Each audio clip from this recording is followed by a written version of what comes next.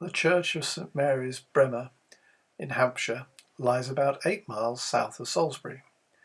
Founded in around about the year 1000 AD with funds that came from King Ethelred the Unready, the church was from the very beginning destined to be a minster, with priests serving the local area and going out approximately 10 miles from Breamore itself.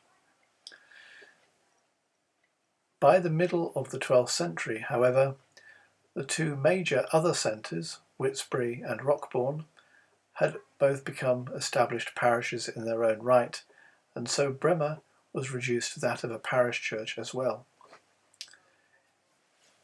In the 1130s, an Augustinian priory was founded about a mile away on the banks of the River Avon, and the priory flourished until the middle of the 16th century, when, at the dissolution of the monasteries, the priory itself was sold to a man called William Doddington. Doddington moved closer to the church at St Mary's and built himself a fine mansion house, which still stands today.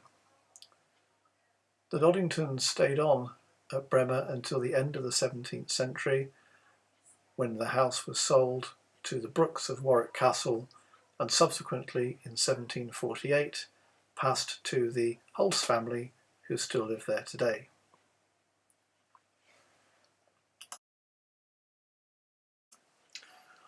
The Hulse family retain the lordship of the manor, and until quite late in the 20th century they also had the patronage of the church. The church itself is in the Diocese of Winchester.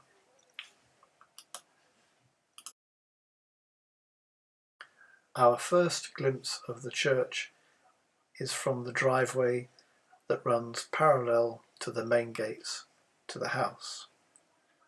From this distance, it is very hard to see the delight that we are about to encounter. We can just make out a Norman arch and what appears to be a parvis room above it. Looking across the graveyard, we have a finer view of what is really a two-cell church with this glorious porch with a 17th century sundial at the top of it.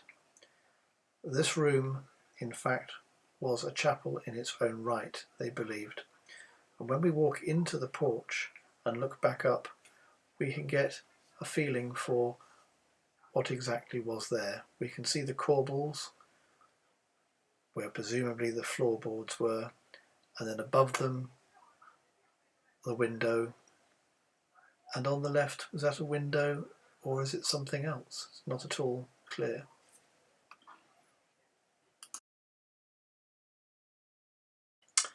The lower part of the porch and its doorway date from the 12th century. But it is what is above the door that is the most marvellous thing. What we're seeing here is a Saxon rood that was repositioned in the 15th century. Because it was open to the elements at this point, the porch above it was added in the early 16th century, and as the guidebook says, its purpose was to protect and to honour the rood. There are only 4 remaining Saxon roods in Hampshire, and this is one of the finest. Sadly defaced in the 1560s, the relief in figures are of great interest. The near life-size figure of Christ is represented in an agonised and contorted posture on the cross, with his head bent to the right, his body twisted to the left, and his arms arched. The feeling of suffering and movement in the figure is unique among the small number of other sculptures of similar date. The figures flanking Christ represent Mary, with the sun above her head, and John with the moon. Murals surrounded the figures within the chapel, and parts of them may still be seen, including a rolling landscape with trees and buildings.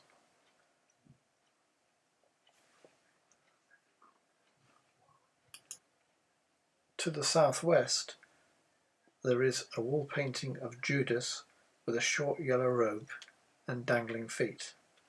he's hanging from a tree.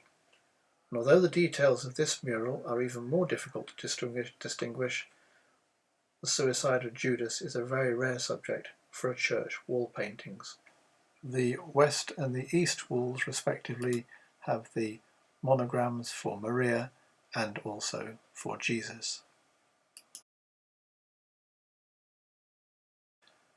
Flanking the porch there are two sets of benches which apparently were made from the original steps that went up to the bell tower. The carved date of 1617 refers to the steps, apparently, and not to the benches. We now enter the church itself, passing the 15th century font, and then looking up eastwards down the main length of the church. Casting our eyes to the right and the left, we will see memorials mostly to the Hulse family, and, of course, the obligatory war memorial that sadly represents all those people from the estate who died. The glass is mostly 19th and 20th century, as indeed are the pews.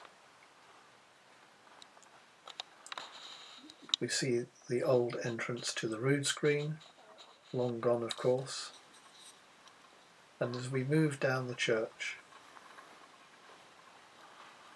we take a final look at the Hulse memorials and pass through this arch, taking in the pulpit, and to the north and to the south, this is the south, these two curious 13th century heads, probably. I wonder who they were supposed to be. Perhaps priests. Now we're at the crossing, and we see the hatchments of the Hulse family, mostly from the 18th to the 20th centuries, and some of the bell ropes, and where the bell ladder goes up into the bell tower above. Now we pass towards the chancel arch. We catch a quick glimpse at a Saxon inscription over this arch which dates from the very earliest period of the church. We'll come back and look at that a little later.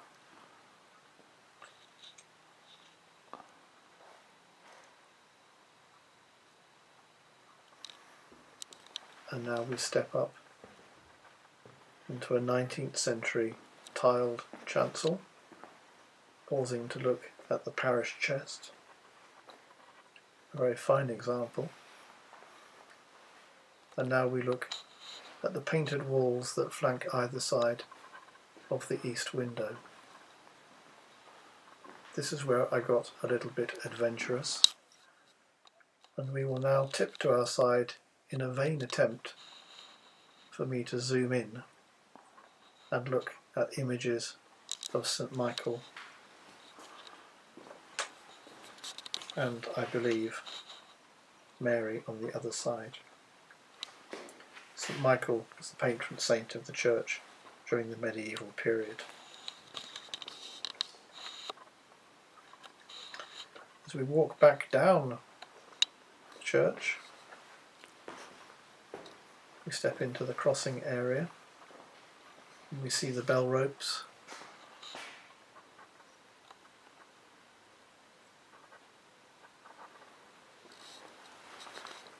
And now we go down to the left through the Saxon arch, noting that the bells are up.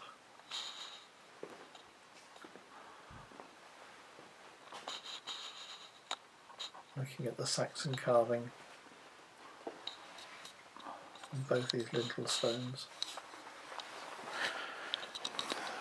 Into this small vestry area, and we see the metal ladder that goes up through the wall into the bell loft. And here I do more exciting arty stuff, including focusing briefly on the crib.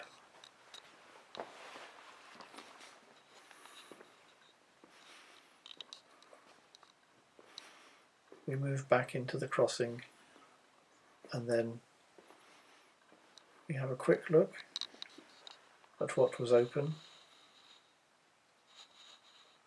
on the day the church was last used. We have a look at the lectern, shape of the eagle of St. John the Evangelist, and I do a little bit more arty tilting to the side stuff. You may well think I'm drunk, but I promise I wasn't. And then we look up at the organ and the choir loft